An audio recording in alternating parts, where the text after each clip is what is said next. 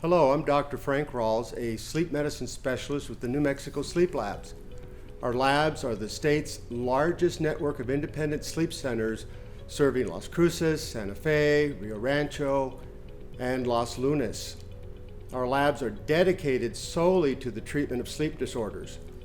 I want to discuss a couple things with you so you are able to understand the importance of how a good night's sleep is essential to your health. We know now that a good night's sleep is incredibly important, particularly to your immune system and your memory. And during a time of the COVID virus, it's very essential that people have a good night's sleep just to boost their immune system naturally. We specialize in pediatric and adult sleep medicine, and we are accredited by the American Academy of Sleep Medicine. Some very popular questions that we often address starts with, what is sleep apnea?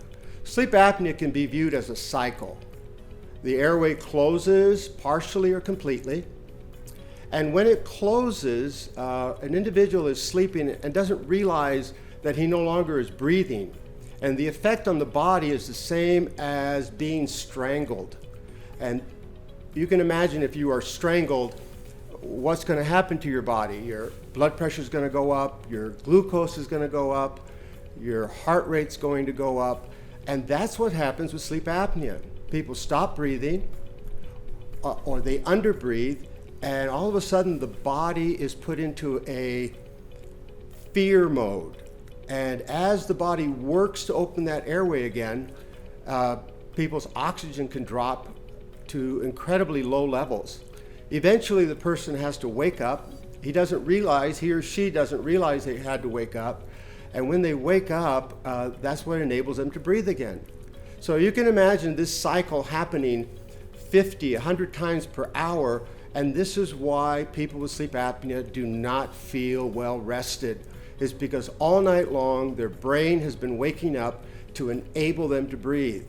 And that's a protective mechanism, because if you did not wake up, essentially people would just die. But the evolutionary cycle has enabled us to have preservative mechanisms such as waking up and forcing ourselves to breathe. Sometimes this waking up involves snoring. The tongue is on the airway, people snore loudly. Not everyone who snores has sleep apnea, but most people who snore to the point that they have to sleep in another room, sleep by themselves because they're disturbing people, most of those people have at least some degree of sleep apnea. What are some other symptoms of sleep apnea? Well, you can imagine, as we talked earlier, that people feel like they're being strangled in the middle of the night. So if the heart rate is up all night and blood pressure is up all night, what we find is people have difficulty controlling their hypertension, and they may be on 3 or 4 medications. And it all could be due because the normal drop in blood pressure never occurred at night, and therefore every morning their blood pressure is already elevated. You can imagine a diabetic whose blood glucose never drops at night, which is the normal. And all of a sudden in the morning they have higher than normal levels of blood glucose, and their diabetes becomes difficult to control. The stress that's placed on the heart can cause the heart to stretch in certain areas. It's an abnormal stretching effect. And then what this may cause is something called atrial fibrillation, which is an irregular heart rate. If I categorize some of the main symptoms that people have with sleep apnea as far as children, adults, and the elderly, we find that children oftentimes have the common symptom of frequently wetting their bed. They are tired during the day. Sometimes they're irritable. And there are children that are labeled as having ADD because they're so irritable or hyperactive. And the reality is they never rested well at night. And a good night's sleep can make all the difference in the world. With children, one of the primary causes of sleep apnea are large tonsils. The tonsils get in the way, and then the child's not able to breathe correctly. Oftentimes we'll see the parent bring the child in and they say, we have to prop him or her up on a pillow. Otherwise, they stop breathing all night. So children have this common denominator of frequent urination, irritability, and large tonsils. When tonsils are removed, in children's cases, a large percentage of them have their sleep apnea cured. What about the adult population? I think some of the most common signs we see in the adult population is excessive daytime sleepiness. People don't feel well rested. They have to take extra naps during the day.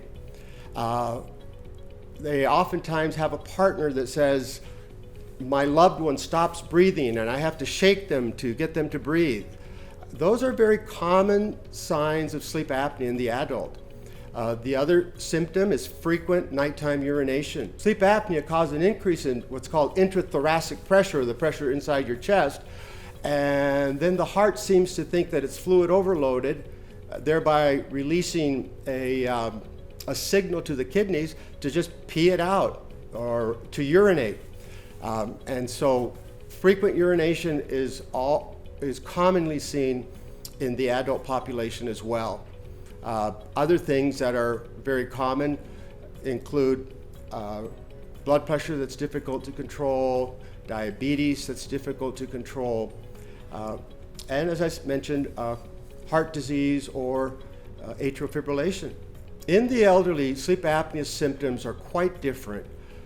Two of the main symptoms that elderly individuals have is waking up not feeling rested. Doesn't matter how many hours they slept, they will tell you, I do not feel well rested. And the second most common symptom that I've noticed is frequent urination. The elderly person may say, I have to get up and go to the bathroom 8, 10, 12 times. And even though in the past we would send these people to the urologist, we now know that sleep apnea can secondarily cause someone to have to urinate many times during the night. So those are common symptoms of sleep apnea. Give us a call or visit our website. We won't rest until you do.